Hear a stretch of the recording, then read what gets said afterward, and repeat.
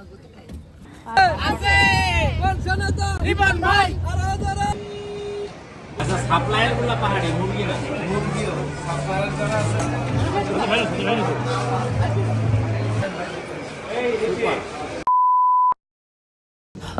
আলাইকুম, good morning. আমরা সকাল সকাল বের হয়ে পড়লাম।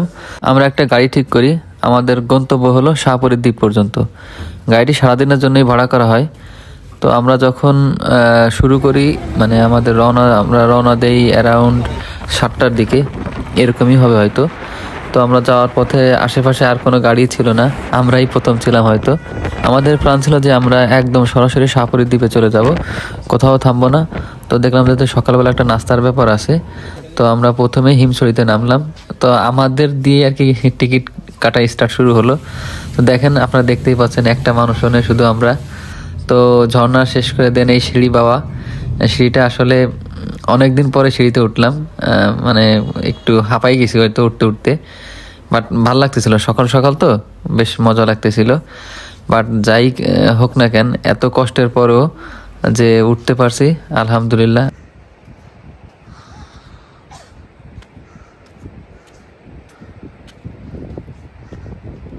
এই ভিউ দেখার পরে এই সিঁড়িতে বেয়ে উঠতে যে কষ্টটা হয়েছে, সে কষ্ট আসলে দূর হয়ে যায়। সুবহানাল্লাহ, কত সুন্দর, মানে বলে বোঝাবার নয়। তো আমরা সিঁড়ি থেকে নেমে তো দেখলাম যে পাশেই ব্রেকফাস্ট করার ব্যবস্থা আছে। তো এখানে খুব বেশি আইটেম নাই, ছিল ডাল, মুগ ডাল আর হলো গিয়ে হচ্ছে ডিম ভাজি। তো আমরা এখানে বসেই খাই। তো বাট ভিউটা ছিল অপূর্ব সুন্দর, এক পাশে সমুদ্র আর এক পাশে আমরা বসে নাস্তা করি। তো আমরা নাস্তা খাওয়া দাওয়ার পরে গাড়িতে উঠে আবার রওনা দিই। তো ইতিমধ্যে আমরা, যেহেতু আমাদের ছোটো মা ছিল আমাদের সাথে, মামাকে নিয়ে আমরা মিছিল দেওয়া শুরু করি। সবাই খুব মজা করতেছিল মিছিল নিয়ে। মামাও ঠিক মনে হচ্ছে পদপ্রার্থী হিসেবে দাঁড়াই গেছে। আর আপনারা এখন যে ভিউটা দেখতেছেন, বাম সাইডে সুউচ্চ পাহাড়, আর আমার ঠিক হাতের ডান সাইডেই অপূর্ব সুন্দর সেই সমুদ্র, মাঝখান দিয়ে রাস্তা। তো বেশ ভালো লাগতেছিল। আর এই রাস্তায় আমরা ছাড়া আর কেউই নেই, কারণ আমরা তো সকাল সকাল আগেই বলছি আমরা অনেক সকালে রওনা দিই। আমরা অনেক তাড়াতাড়ি শাহপরীর যে জেটিটা আছে ওই জেটিতে চলে আসি। আপনারা যখন সেন্ট মার্টিন যান, বা আমরা যখন সেন্ট মার্টিন যাই, যাওয়ার পথে একটা জেটি দেখা যায়, এই সেই জেটি। তো ওখানটাতে গিয়ে আমরা প্রায় 1 ঘন্টার মতো ছিলাম এই জায়গাটাতে, কারণ কেউই ছিল না, আমরাই খুব মজা করতেছিলাম। তো জেলেরা মাছ ধরতেছিল। তো আমরা যখন চলে আসবো ঠিক ওই টাইমটাতে একটা গ্রুপ আসে, অনেক বড় একটা গ্রুপ। তো এই জন্য আর আমরা বেশিক্ষণ এখানে ওয়েট করি নেই। ওখান থেকে আমরা সোজা চলে যাই শাহপরীর দ্বীপ, GC2 বিচ রোড। এটা প্রায় 9 কিলো। এইখানকার ভিউটা অন্যরকম, মানে ঢেউগুলা যে কী যে বড় বড় ছিল। তো মানে আপনারা দেখতেই পাচ্ছেন যে এত বড় ঢেউ ছিল। যদিও খুব বেশি রোদ ছিল, তো আমরা ওখানে হয়তো 15-20 মিনিটের মতো ছিলাম। শাহপরীর দ্বীপ থেকে ফেরার পথে আমরা বিভিন্ন জায়গায় নামলাম। তো দেখলাম ঘড়িতে প্রায় 2:30 বাজে। আর আমাদের ইচ্ছা ছিল যে আমরা ফেরার পথে পালঙ্কিতে লাঞ্চ করব। আমরা 2:30টার দিকে পালঙ্কিতে যাই।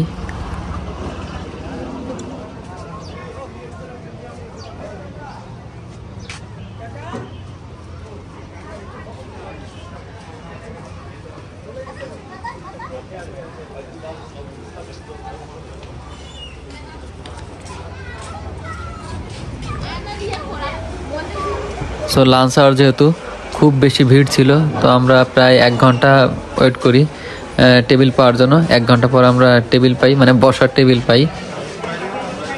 পালঙ্কের ডেকোরেশনটা একটু ডিফারেন্ট ছিল, তামার প্লেট, তারপরে উপরে পাটখড়ি, তারপরে বেত, এগুলো দিয়ে সাজানো গোছানো, মানে একটা অন্যরকম পরিবেশ। আমি চিনি গো চিনি তোমারে, ও গো বিদেশিনী।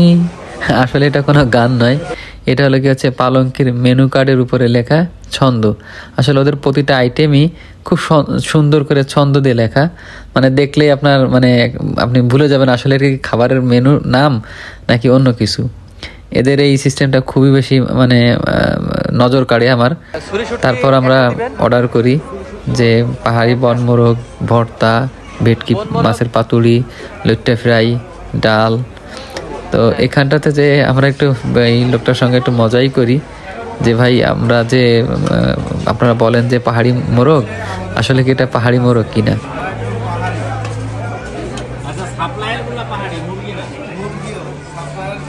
আমরা খাবারের জন্য ওয়েট করি, তো ব্যাকগ্রাউন্ডে যে গান বাজতেছিল মামা তার সাথে তালে তালে গান গাচ্ছিল। তো আমাদের খাবার চলে আসে প্রায় 30 মিনিটের ভিতরেই।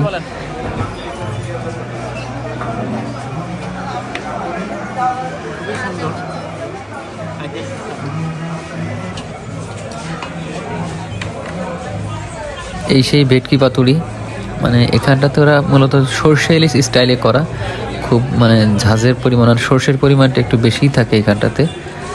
খেতেও বেশ সুস্বাদু, এটা সত্যি কথা। এটা বলতে প্রাইস রেঞ্জ যে খুব বেশি তা না, কারণ ওদের সার্ভিস অনুযায়ী স্বাভাবিক, আমার কাছে সেরকমই মনে হয়েছে যে খুব বেশি আহামরি না, এবং টেস্টও অসাধারণ। আর সব শেষে ছিল এই জিলাপি। আপনারা আর কিছু খান বা না খান, এটা মাস্ট ট্রাই করবেন। খাওয়া দাওয়া শেষ করতে করতে আমাদের প্রায় 5টা বেজে যায়। তারপর আমরা হোটেলে গিয়ে, যেহেতু আমাদের সন্ধ্যার ট্রেন ছিল, হোটেলে গিয়ে ফ্রেশ হয়ে আমরা বেরোয় যাই। তো রেল স্টেশনে এসে এই যে আমরা ট্রেনে উঠলাম, তারপর ঢাকার উদ্দেশ্যে রওনা। তো আজ এ পর্যন্তই, ইনশাল্লাহ নেক্সট ভিডিওতে দেখা হবে। সাবস্ক্রাইব করতে ভুল করবেন না।